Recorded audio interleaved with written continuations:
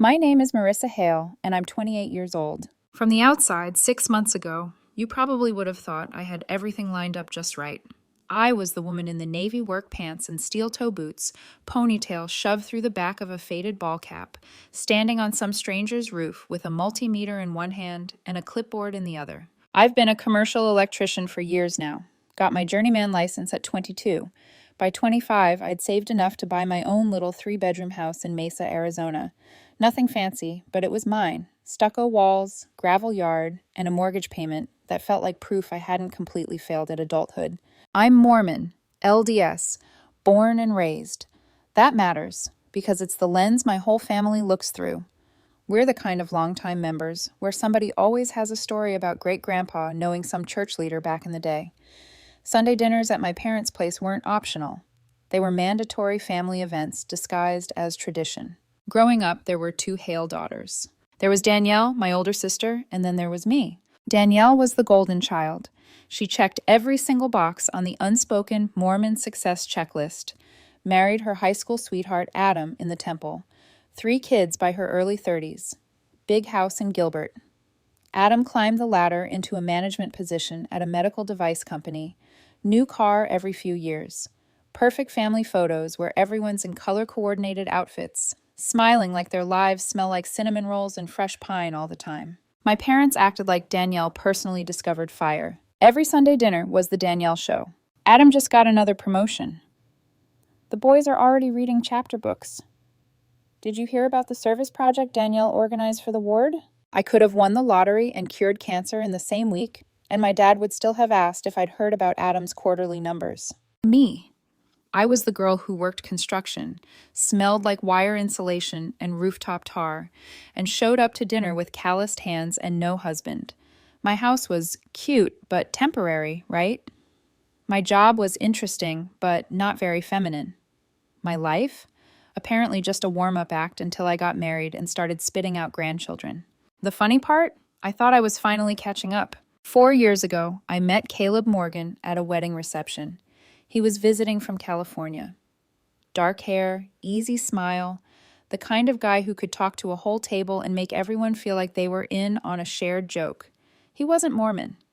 He grew up going to some non-denominational church and then kind of drifted away from religion in college. We were seated at the same table. He asked what I did. I told him I was an electrician. He didn't flinch or say, "Oh, wow, that's different," like so many guys did. He just grinned and said, "So if the apocalypse hits, I'm hanging out with you." We danced once, then twice, then spent the rest of the night sitting on the edge of the dance floor with our shoes off, talking about everything. Music, work, stupid childhood stories we probably shouldn't have shared with a stranger. There was one small, awkward detail. Years earlier, in high school, Caleb had dated Danielle for a few months. I didn't know that at first. I found out when Mom pulled me aside a week after the wedding to gush about how sweet it was that I was talking to Danielle's old boyfriend. "Just think," she said, eyes shining. "He already knows the family. Maybe it's meant to be." I remember laughing it off, saying, "Mom, it was a teenage thing, and Danielle's married to Adam now." But there was a weird little twist in my stomach I couldn't explain. Not jealousy exactly. More like someone had taken a black Sharpie to the clean edges of my happiness and scratched them up. Still, it was ancient history. They dated for one summer in high school. Danielle moved on. He moved on. I told myself I was being dramatic and shoved the feeling down. Caleb and I did the long-distance thing for 6 months. Lots of late-night FaceTimes after long shifts for both of us. He worked in medical device sales, which meant lots of travel, endless meetings, and trying to charm doctors who barely looked up from their charts. After 6 months, he landed a job in Phoenix. He moved. We were suddenly in the same state, the same city, the same time zone. Everything felt possible. Here's where it gets interesting. Caleb wasn't Mormon when we met, but about 8 months in, he started asking questions. At first, it was curiosity. Why do you guys do family home evening? What's the deal with temples?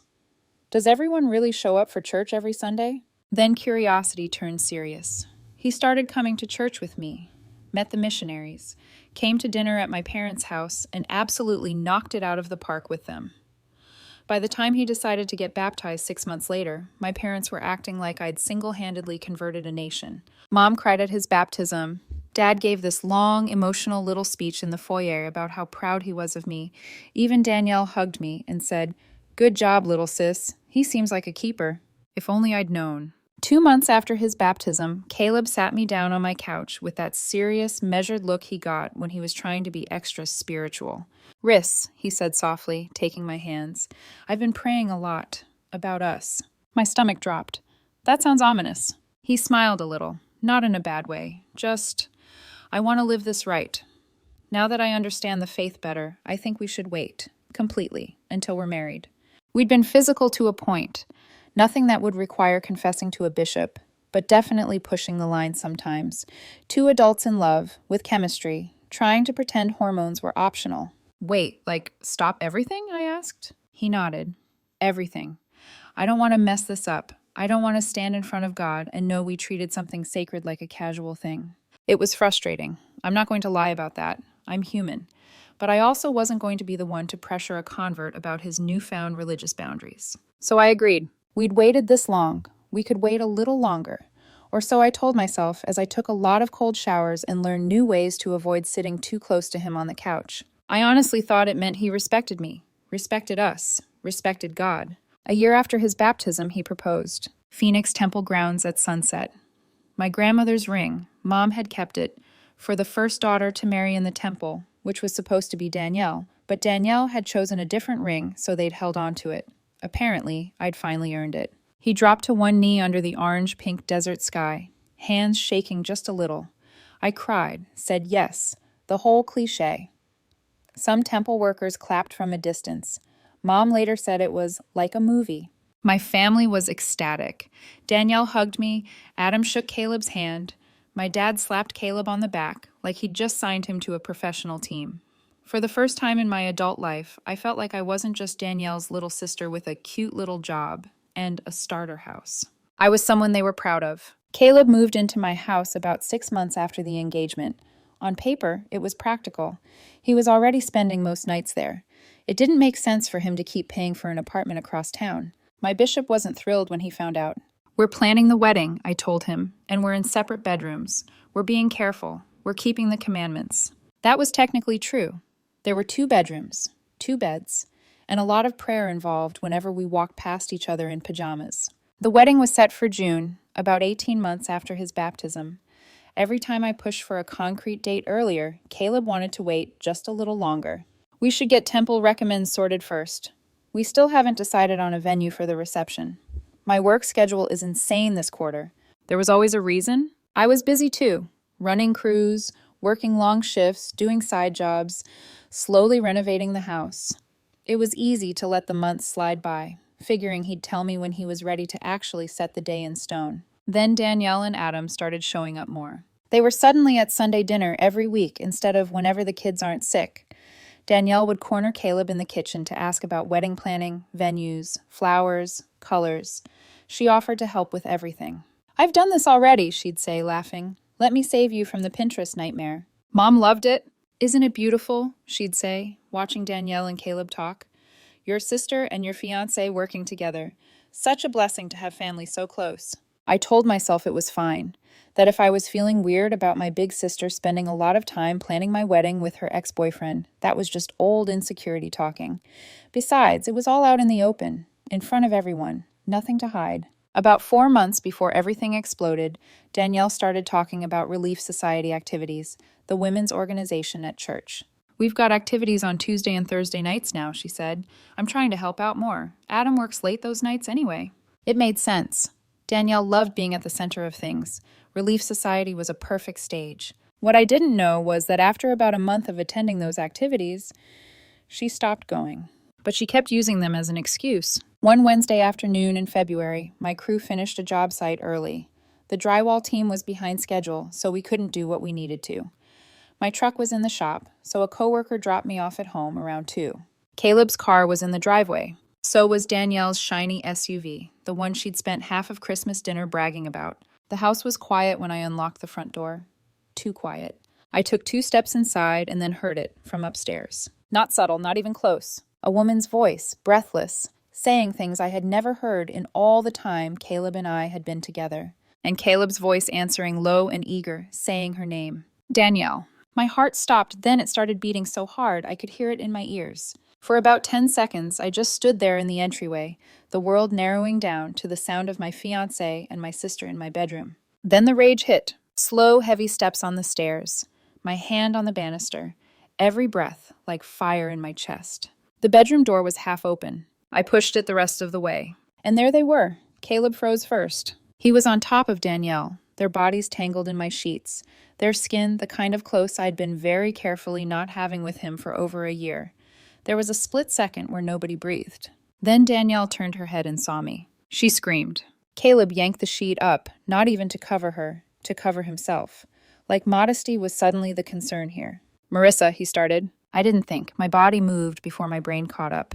I crossed the room in 3 strides, grabbed a fistful of his hair, and yanked him off my sister and onto the floor. He hit the hardwood with a thud and a choked curse. "What the?" he shouted, scrambling to shield his face with one hand, while clutching the sheet with the other. 4 years of pressure exploded inside me. 4 years of second place. 4 years of, wait until marriage. Be patient. We should be spiritual about this. My fist connected with his face once, twice. There was a sickening crack. Blood bloomed under his nose, bright and fast. "Marissa, stop!" Danielle shrieked, curling the sheet around herself like she was the injured party here. "You're going to kill him." Good, I thought. Let me. Caleb finally managed to get a hand up and shove me back a few inches. I grabbed his shoulder, dragged him halfway across the floor, and slammed him into the dresser. A picture frame of us at my baptism dinner toppled and shattered on the ground. "Get out of my house," I hissed, every word a knife. "Both of you, now." Caleb coughed, blood streaking his upper lip. "What the hell is wrong with you?" I stared at him, chest heaving. "What's wrong with me?" I pointed at the bed, at Danielle's pale legs tangled in my sheets, my comforter hanging off the edge like a crime scene. "You're in my bed with my sister in the middle of the day, in my house, and you want to know what's wrong with me?" Danielle finally found her voice, lifting her chin like she was the queen and I was some disobedient servant. "Oh, please," she snapped. "You're overreacting." "Overreacting?" I laughed, a sharp, ugly sound. "You're sleeping with my fiancé." She rolled her eyes. "You think I'm the only one who noticed you two hadn't actually sealed the deal? You walk around acting so pure, so patient, so holy." Caleb was miserable. My stomach lurched. We decided together to wait. Caleb snorted, wiping his nose with the back of his hand. Blood smeared across his knuckles. "Don't flatter yourself, Riss," he said, voice raw. "You think I was really saving myself for you? You're so naive, so careful. Everything is a committee meeting with you. You overthink everything, even kissing. Danielle actually knows what she wants." The words hit harder than his shove. "You told me," I started. He cut me off.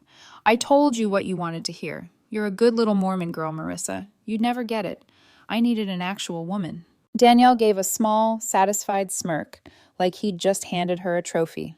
The part of me that still loved him, still remembered late-night messages and whispered plans, cracked sideways. I was about to scream again when I heard the sound that made my blood run cold. The front door opening, footsteps, voices. "Marissa," my mother called from downstairs. "We were driving by and saw all the cars. Is everything okay?" "Perfect, absolutely perfect."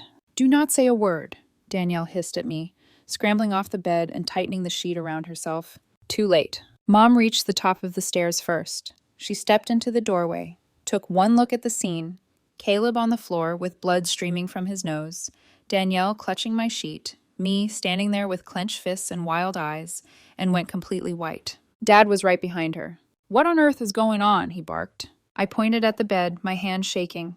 "What do you think is going on, Dad? I just walked in on your future son-in-law and your golden child daughter in my bed." Dad's eyes flicked from Caleb to Danielle to me. I watched the calculation happen in real time. "Marissa," he said slowly, "you cannot just attack people like this." I stared at him. "He is sleeping with Danielle in my house, in my bed." "That doesn't give you the right to assault him," Dad snapped. "He's your fiancé, and she's your sister." "He stopped being my fiancé the second he decided to do this," I shot back. "And she stopped being my sister the second she climbed into that bed." Dad's hand came out of nowhere. The slap caught me across the face, hard enough to snap my head sideways. My cheek burned. My ears rang. "You do not talk like that about your sister," he said, voice low and shaking. "And you do not lay hands on people in this family." I blinked, stunned. Mom gasped, one hand flying to her mouth, but her eyes weren't on me. They were on Danielle. "Oh, honey," Mom breathed, rushing to her side. "Are you okay? Did she hurt you?" Danielle leaned into her like she'd just been rescued from a car accident and not caused one. "I'm fine," she whispered, dabbing fake tears from the corners of her eyes. She came in and started swinging. I didn't know what to do." My jaw dropped. "You didn't know what to do. You could have started by not sleeping with my boyfriend." "Fiancé," Mom corrected automatically. "You two are engaged." "We're engaged," I snapped. Caleb pushed himself into a sitting position, pinching his nose, blood dripping down his wrist.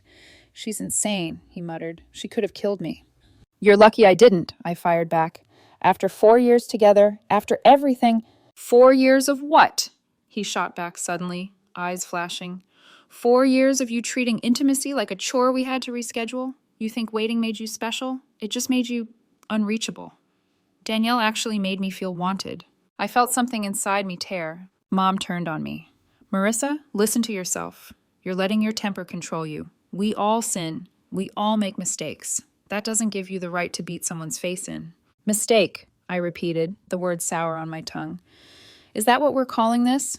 Sneaking around behind your spouse's back, sneaking around behind your fiancé's back, in her house? That's just a little oopsie now." Dad shook his head. "You're making this all about you, as usual. Your sister is going through something. Caleb is obviously struggling, and instead of helping, you're attacking them." I laughed. I couldn't help it. The sound came out high and hysterical. "You think I'm the problem here?" Mom's eyes filled with tears, the manipulative kind I knew too well. "You could have put him in the hospital, Marissa. Over what? A man. Men come and go. Family is forever." Behind her, Danielle flinched for half a second at "men come and go," then smoothed her expression back into wounded fragility. "Get out," I said quietly. Mom frowned. "What?" I said, "Get out. All of you. Out of my house. Now." "Marissa, calm down," Dad ordered. "You're not thinking clearly." "I've never seen things clearer in my life," I said, voice low and steady now.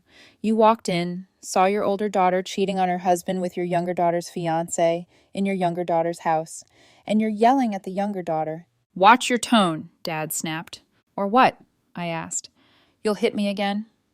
"Go ahead, Dad. Maybe add assault to the list of things you're willing to excuse as long as Danielle isn't inconvenienced." "Marissa!" Mom gasped. Caleb struggled to stand, holding onto the dresser. "You're unbelievable," he muttered.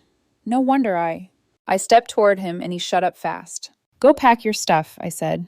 "Everything that belongs to you. You have 15 minutes. After that, it's going in the trash." He sneered. "You don't get to dictate—" "It's my house," I snapped. "My mortgage, my name on the deed. Get out of my room. Get out of my house. Get out of my life." For once, Caleb looked genuinely uncertain. He glanced at Dad like he expected backup. Dad sighed heavily, like this was all some burden I'd dropped on him. "We'll talk about this later," he said to me, "once you've cooled off. Right now, we need to get Caleb to urgent care." "And a robe for Danielle," Mom added, rubbing Danielle's shoulder. "Come on, sweetheart."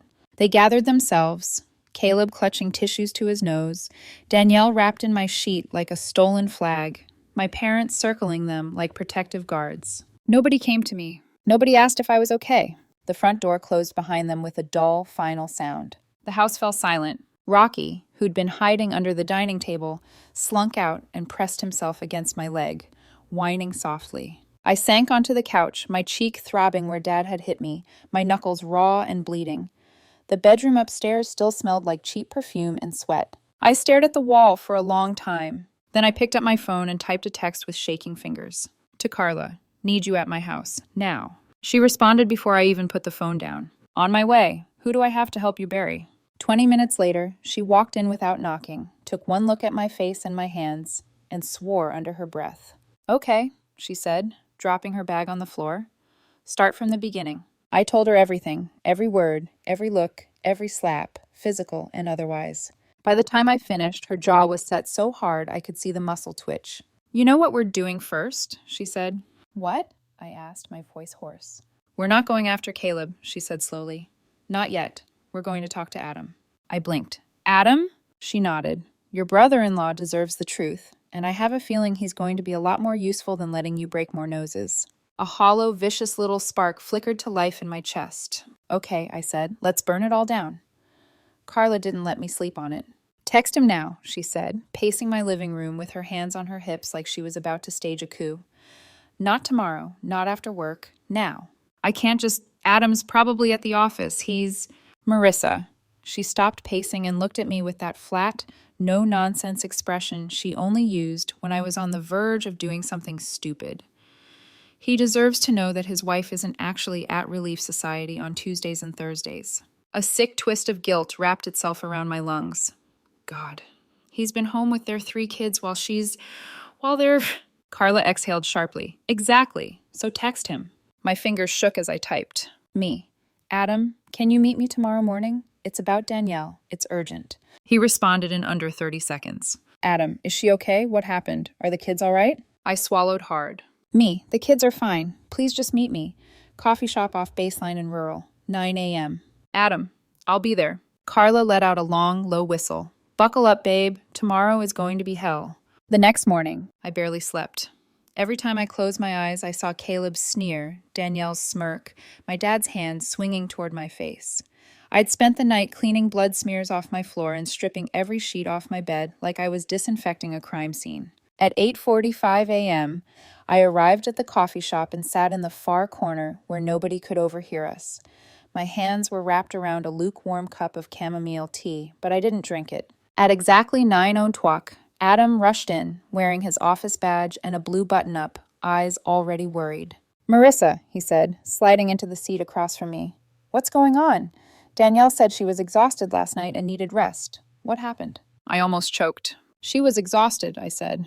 Just not for the reason she told you. He frowned. You're scaring me. Is she sick? Did she get hurt? Did something happen at church? I shook my head slowly. Adam, I said softly, Danielle isn't going to her Relief Society activities. She hasn't been for months. He blinked. Confusion. A little indignation. What do you mean? She leaves every Tuesday and Thursday night, sometimes Sundays for planning meetings. She leaves, I said. Yes, but she isn't going to church. He sat back, eyes narrowing. Then where is she going? I breathed in deeply, my throat thick and tight. She's been with Caleb. For a moment, Adam didn't speak. Didn't breathe. Didn't even blink. It was like the world stopped around him. That's not funny, he finally said, voice cracking. Marissa, don't joke about that. I'm not joking. She wouldn't... Adam, I said, reaching into my bag with trembling hands. I caught them. Yesterday. I slid my phone across the table. The security camera timestamps. The patterns of their visits. The messages that lined up with the nights she said she had church meetings. I didn't show him anything explicit, just evidence. Enough to paint the picture clearly. Adam's face drained of color. He pushed the phone away like it burned him. No, he whispered. No, Danielle wouldn't...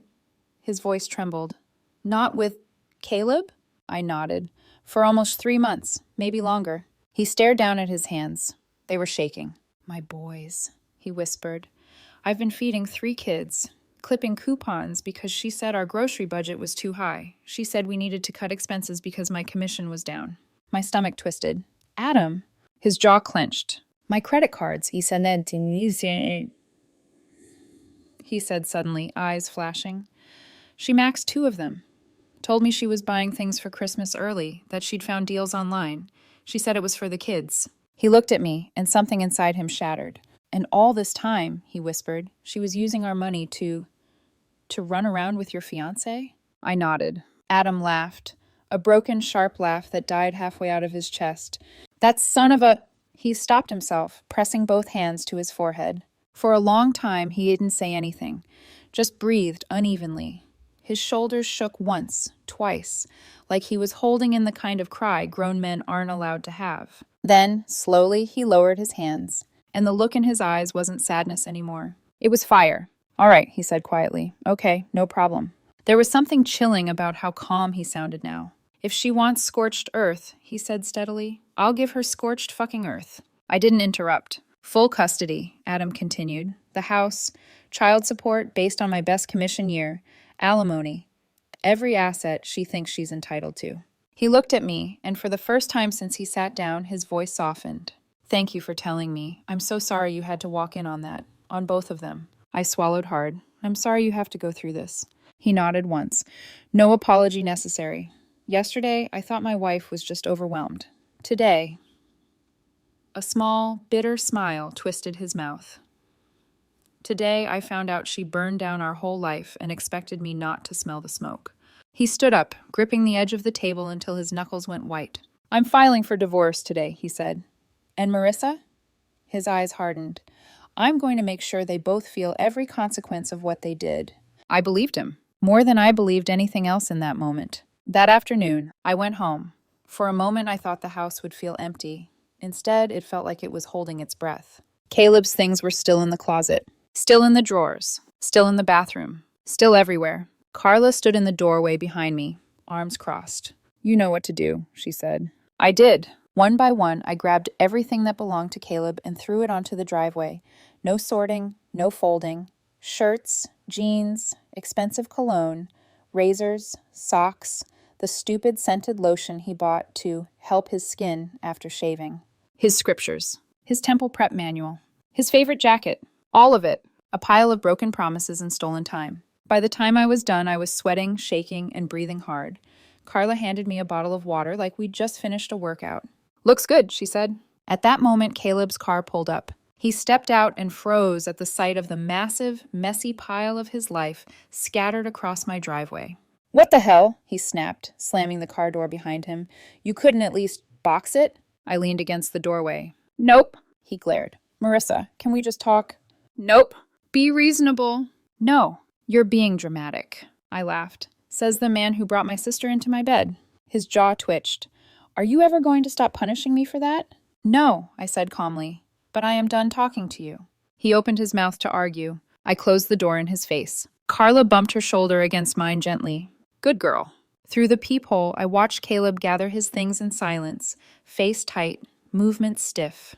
Every few seconds, he looked at the house like he expected me to open the door. I didn't. When he finally drove away, leaving strips of tire rubber on my street, I exhaled so hard I felt my ribs loosen. The house was quiet again. But this time it wasn't empty. It was mine. All mine. And this time, I wasn't giving any piece of it, of my life, to anyone who hadn't earned it. For a few days, everything was quiet. Too quiet. Caleb wasn't calling. Danielle wasn't texting. Mom wasn't leaving 12-paragraph voicemails about remembering who you are, sweetheart. Dad wasn't banging on my door demanding explanations I didn't owe him. It should have felt peaceful. Instead, it felt like the air right before a monsoon, heavy, charged, expectant. Carla called it the calm before the stupid. She wasn't wrong. The war detonates. It didn't take long for word to spread. Nobody posted anything publicly. Mormon communities don't need internet drama when they have something better. Whisper networks, Relief Society lunches, parking lot conversations after sacrament meeting, concerned texts disguised as prayers. Adam didn't blast anything online. He didn't rage or gossip. He just told the truth when people asked why he was filing for divorce. And then other people told other people. Within a week, half of the ward knew Danielle had been cheating. Within 2, everyone knew it was with Caleb, the convert I'd brought into the Hale family like a lamb to slaughter. The bishop pulled Caleb in for a discussion. He pulled Danielle in separately. He called me too, but I didn't go. I sent a polite message. There are some things the church needs to know. I'll schedule a visit when I'm ready. Translation. Sit in your office and sweat. Adam's divorce attorney filed paperwork citing adultery, financial misconduct, and abandonment of marital duties. The court documents became public record. People read them. People talked. And for the first time in my life, I wasn't the Hale daughter everyone whispered about in disappointment. That honor went to Danielle. Meanwhile, Caleb's job, which relied heavily on relationships in the Phoenix LDS medical network, began collapsing. Clients canceled meetings. No-shows doubled. His boss pulled him aside to warn that his personal conduct was reflecting poorly on the company. The perfect convert glow had worn off. All that remained was the mess he'd made. The summons. 4 days after throwing Caleb's things onto the driveway, I got the text. Mom, we need to talk. Emergency family meeting, 7 p.m. Please come. I almost replied no, but Carla snatched the phone before I could type. You're going, she said. I'm absolutely not. You are, because you need to hear what insanity they're cooking up so you can prepare. I glared at her. Why does that sound like a threat?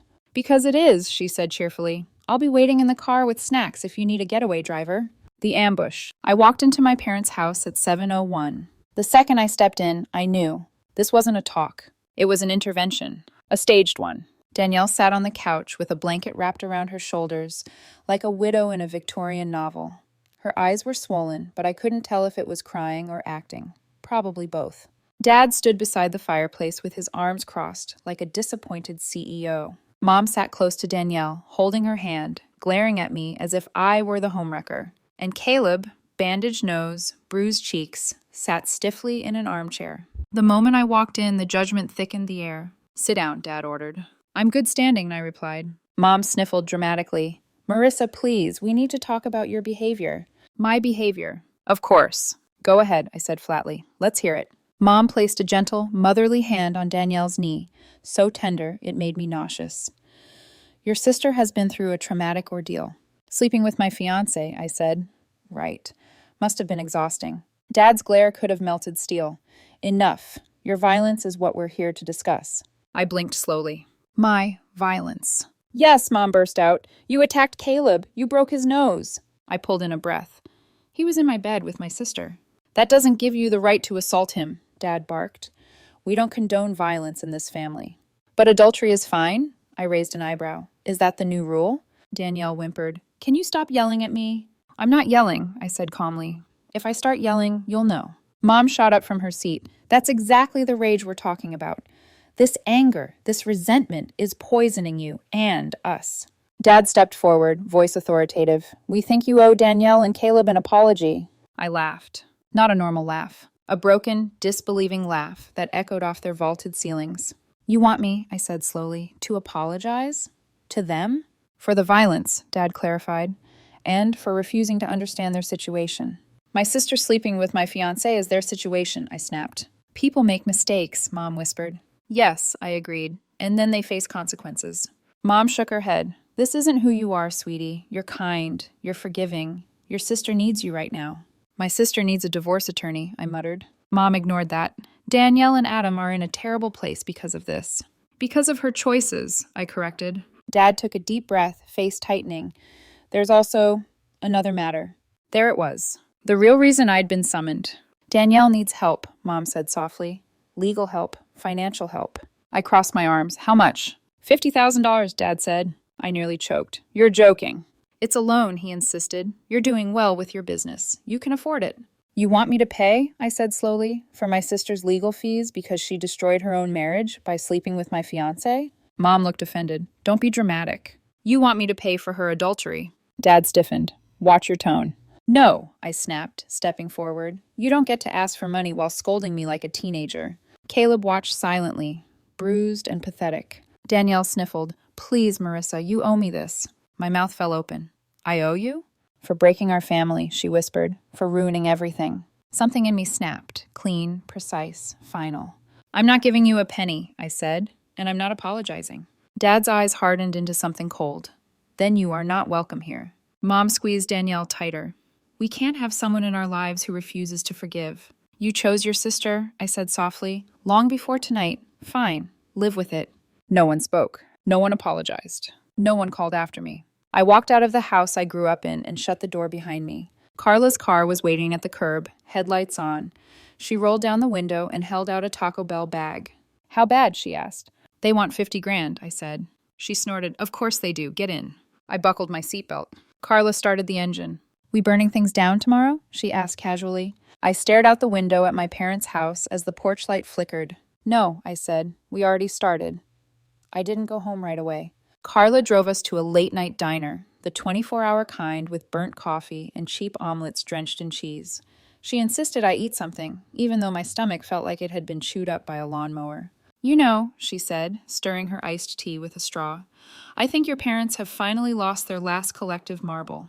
I shrugged weakly. They always had a spare for Danielle. Carla snorted. "Girl, they built an entire marble factory for Danielle. We stayed until 2 a.m. Carla got me to laugh twice, which felt like a miracle considering I'd spent the evening being disowned for refusing to fund my sister's adultery. When she finally dropped me off, she held my face in both hands. "Listen carefully," she said. "You didn't lose a family tonight. You lost a cult that would rather protect their golden child than their own sanity." I couldn't answer, so she kissed my forehead and told me to call her if I woke up screaming. The ward reacts. The following Sunday, I didn't go to church. I didn't need to. The ward gossip mill was already at full capacity. Here's what I heard over the next few days. The bishop had to talk to 3 separate Relief Society groups because the rumor wildfire was spreading faster than he could put out. Someone tried to intervene with Danielle out of pity, only for her to scream at them in the church parking lot. Adam began sitting alone with the kids at sacrament meeting. One woman told him she was praying for his strength. Another brought him a casserole. A third asked if he needed childcare. Not one person asked how Danielle was doing. Not one person brought Caleb a casserole. Not even a microwave mac and cheese cup. And in the LDS community, that's social death. Caleb's world crumbles. While Danielle was spiraling emotionally, Caleb's collapse was far more visible. Medical device sales in Phoenix is a tight circle, very Mormon. Half his client base were friends of friends with Adam or people who'd seen the court filings.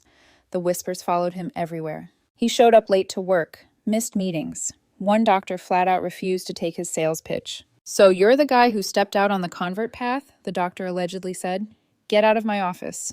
Caleb's boss called him in for a formal disciplinary conversation, which is corporate code for "we are looking for an excuse to fire you." By week 4, his sales numbers had dropped nearly 40%. By week 6, he was fired. Danielle's meltdown. Danielle's fall from grace was quieter, but more brutal. Once Adam filed for divorce, people began connecting the dots.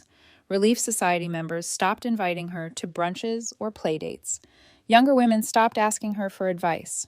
A few people still smiled at her, but those smiles were tight, strained, performative. Then her temple recommend was suspended, then revoked entirely. For Danielle Hale, the woman who built her whole personality around being a flawless Mormon wife, losing that recommend was like losing oxygen. But even that wasn't enough to shake my parents awake. The call I knew was coming. A week after the ambush, my phone rang. Dad. I didn't answer. He left a voicemail. I didn't listen. 2 hours later, Mom called. Then Danielle.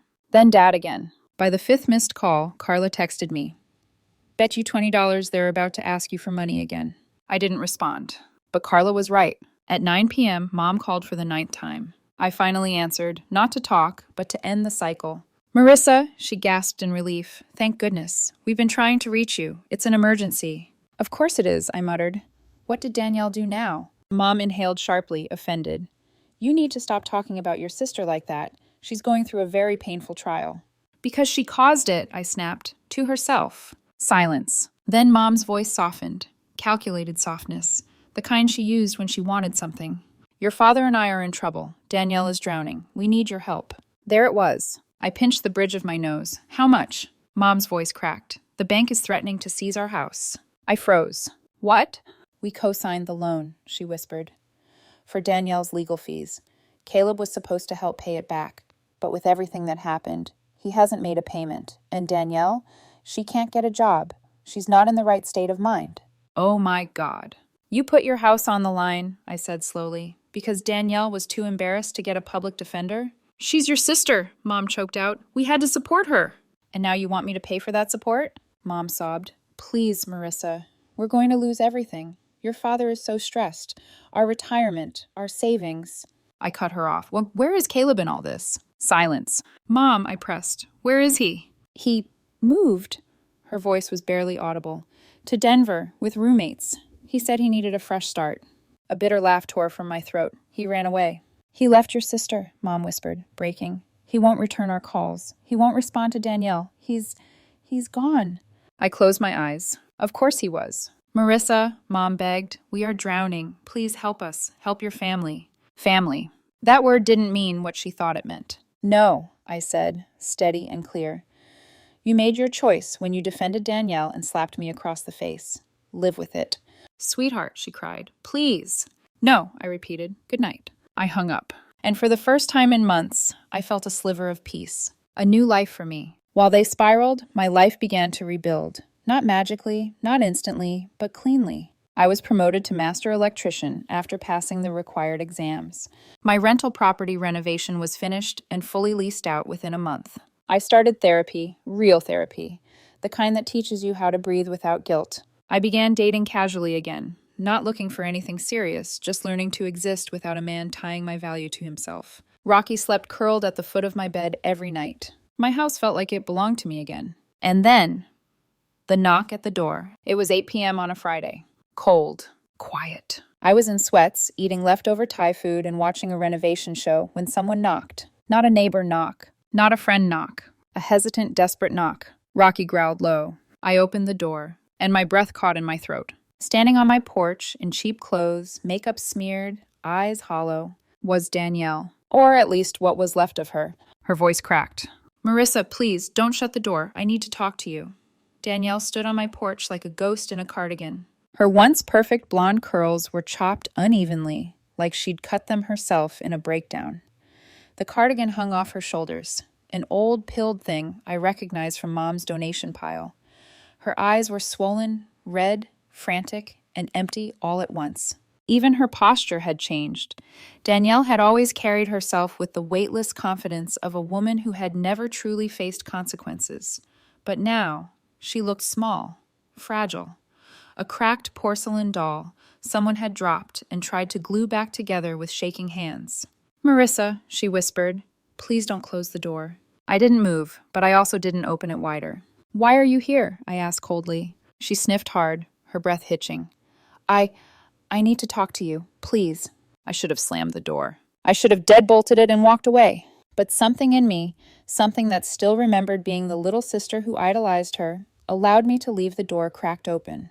2 minutes, I said. She stepped forward like she was waiting for permission to breathe. The broken golden child. I didn't invite her inside. She stood on the porch, clutching the cardigan closed with trembling fingers like she was freezing, though the night air was mild. Her voice came out thin and brittle. "Everything's gone, Rissa." I hadn't heard that nickname in years. "Adam won't talk to me.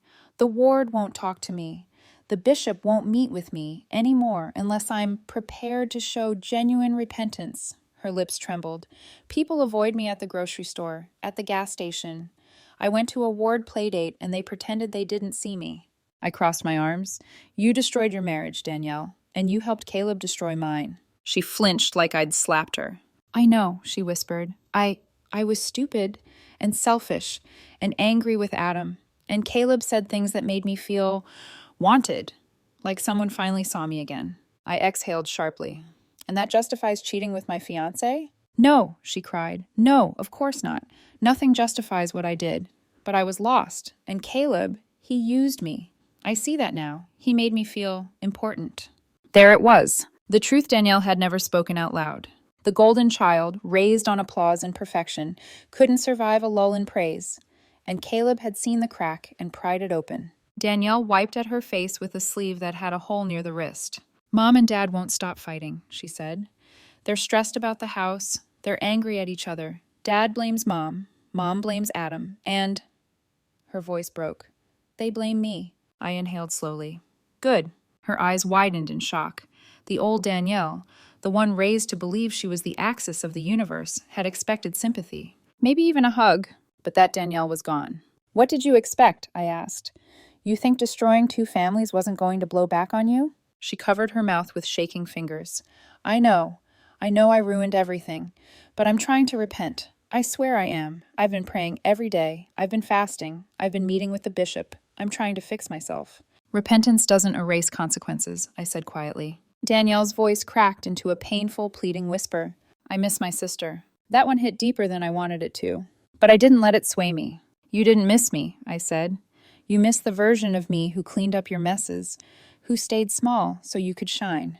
"No," she whispered desperately. "No, that's not— Marissa, please. Can't we just start over? Can't we rebuild? We were close once." "No," I said, voice steady. "We can't." Tears spilled over her cheeks. This time they weren't controlled or manipulative. They were jagged, messy, human. I don't know where else to go." "Not my problem." That should have been my answer. But instead I said nothing. And my silence said everything. The real reason she came. She swallowed hard. "I need money." Ah, there it was. Not repentance. Not a desire to fix our relationship. Money. "How much?" I asked flatly. "Just enough to stop the foreclosure until Adam's lawyer returns my call," she said. "He's ignoring me." "Of course he is." "If I could just get a job, I would pay you back," she rushed out. "But no one will hire me. People recognize me. They Google me. They see the court filings. I can't even get a part-time receptionist job." "Not my problem," I repeated. Her voice sharpened. "Marissa, please, if you ever loved me—" "Don't," I snapped. She froze. Don't weaponize sisterhood now, I said. Not when you didn't think of me once while climbing into my bed with Caleb. Danielle sobbed, covering her face. Oh my God, she choked. I hate him. I hate myself. I hate everything I did. And I need help. I can't do this alone. Good, I said quietly. You shouldn't. Her arms hung limp at her sides as she stared at me, shattered. You're really not going to help us, she whispered. Are you? No. Not even Mom and Dad? No. Why? She choked on the question. Why are you being so cruel? I swallowed the burn in my throat. Cruel was watching Dad slap me across the face while you hid behind a sheet and lied. Danielle covered her mouth like she might vomit. I stepped forward, closing the distance between us by an inch. Not as comfort, but as a boundary line. You came here tonight, I said, because you thought I'd still be the old Marissa, the one who would take responsibility for the family, the one who always cleaned up after you. Her tears slowed, confusion replacing panic. I'm not that girl anymore, I said. And then, you can leave now. The door closes. Danielle didn't move at first. She just stood there, trembling, waiting for me to break. To soften. To save her. But I'd done that for 28 years, and it had cost me everything. So I stepped back inside and closed the door gently. Not slammed, not dramatic. Just closed. Through the wood, I heard her sob. Deep, guttural, devastating. Then footsteps. Then silence. I locked the deadbolt and leaned my forehead against the cool surface of the door. Rocky nudged my leg gently. I whispered to him, to myself, to the empty house. I am done saving people who would drown me to stay afloat. But it wasn't over. 2 months passed. The divorce finalized exactly the way Adam said it would. He got full custody. He kept the house. Danielle owed him child support, with no income to pay it. And every detail of her adultery became public record. Caleb disappeared into Denver anonymity. My parents lost their house. Danielle moved into a 2-bedroom apartment with them. And me? My life was the calmest it had ever been. Work was stable. Therapy was helping. My rental property was earning profit. I woke up most mornings feeling free. Not happy every moment, but free. And that was something I hadn't felt since childhood. Still, something lingered. A faint tension, like the final beat of a song that hadn't finished yet. I thought the story was over, until 1 year to the day after catching them in my bed, someone knocked on my door again. A soft, cautious knock. But this time, it wasn't Danielle. It was someone I never thought I'd see again. It wasn't Danielle at the door. It wasn't Mom or Dad. It wasn't a church member coming to check on me. It was Caleb, standing on my porch like a man who'd lost the last of his excuses. He looked nothing like the Caleb I once knew. His hair was longer, uneven, like he hadn't had a proper haircut in months. His face was thinner, cheekbones sharper, dark circles bruising the skin beneath his eyes. His clothes were cheap, wrinkled, the kind of shirt you buy from a discount bin because you need something clean for a job interview that probably won't hire you. He held a duffel bag over one shoulder, half deflated, like it had been packed and unpacked too many times. Marissa, he said, voice rough. Rocky growled beside me. I didn't open the door fully. What do you want? He swallowed, throat bobbing as he tried and failed to stand straighter. I just need to talk to you, he said. Please. I considered closing the door, locking it, turning the porch light off, and letting the past fade into the darkness where it belonged. But closure is a strange thing. Sometimes you need to hear your ghost speak before you can bury it. I stepped outside, leaving the door half closed behind me. You have 1 minute, he exhaled shakily. Okay, I deserve that. The fall of a man who thought he could have everything. He rubbed a hand over his bruised jaw as if trying to wipe shame off with skin. My job is gone, he said. No lead-in, no excuses, just raw truth. No one in Denver will hire me. Word followed. People Googled me. They saw the court filings. My bishop stopped meeting with me. He laughed bitterly. I repented, Marissa. I went through the whole repentance process. Confessed everything. Fasted. Prayed. Did the steps. But repentance doesn't get you a job or a place to live. I crossed my arms. Why are you telling me this? Because I lost everything, he said. And you were the only person who ever treated me like I wasn't a screw-up. My eyebrows rose. Really? You could have fooled me. He flinched. I know what I did. I'm not here to justify anything. He dragged in a breath. I'm here because I need you to hear me say I'm sorry. I blinked. Of all the things I expected him to say, that wasn't one of them. I'm sorry, he repeated, voice cracking. Not the cheap kind of sorry. Not the sorry you say to get forgiveness. I'm sorry in the way a man is sorry when his life has burned down and he finally realizes he lit the match himself. His words hung in the cold night air. He went on, quieter now. When we stopped being physical, when we started waiting for marriage. He closed his eyes. I felt insecure, like I wasn't enough, like you didn't want me. My stomach tightened. I never made you feel unwanted. You didn't, he admitted. It was me. I thought I needed someone who made me feel desirable, masculine. Danielle offered that. She told me I was perfect, strong, irresistible. His jaw tightened. She mirrored everything I was insecure about. It felt good, until it didn't. The anger in my chest flickered, replaced with something else, an old ache I didn't want anymore. Caleb, I said softly, you destroyed 2 families.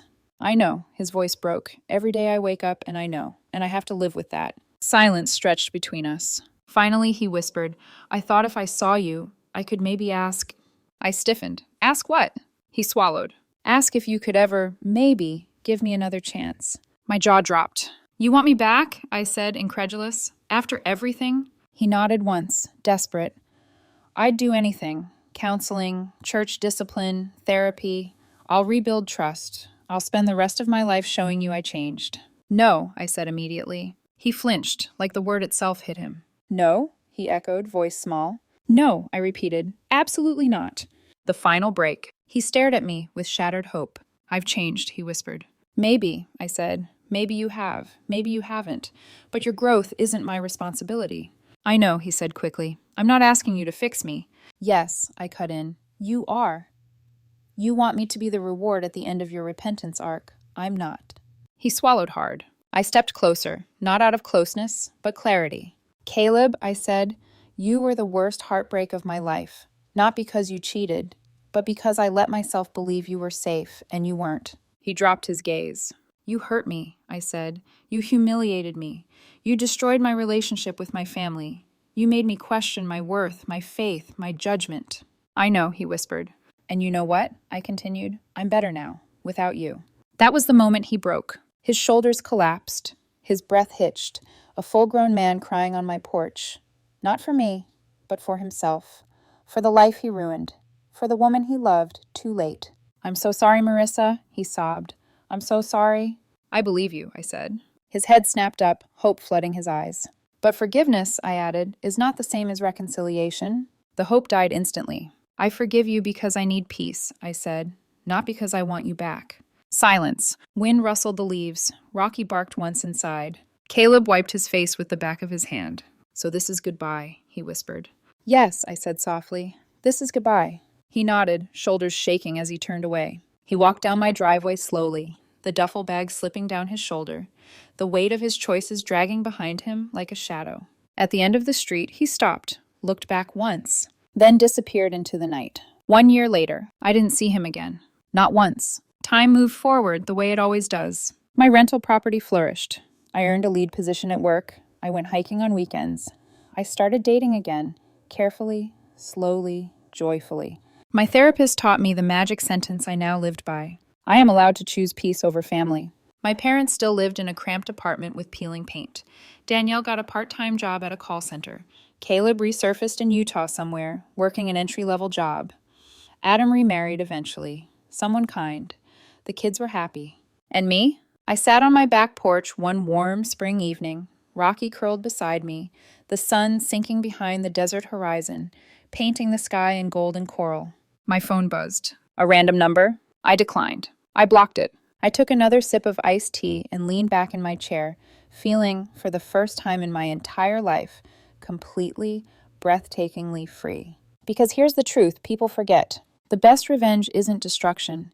It's building a life so good, so peaceful, so untouchable, that the people who broke you can't reach you anymore.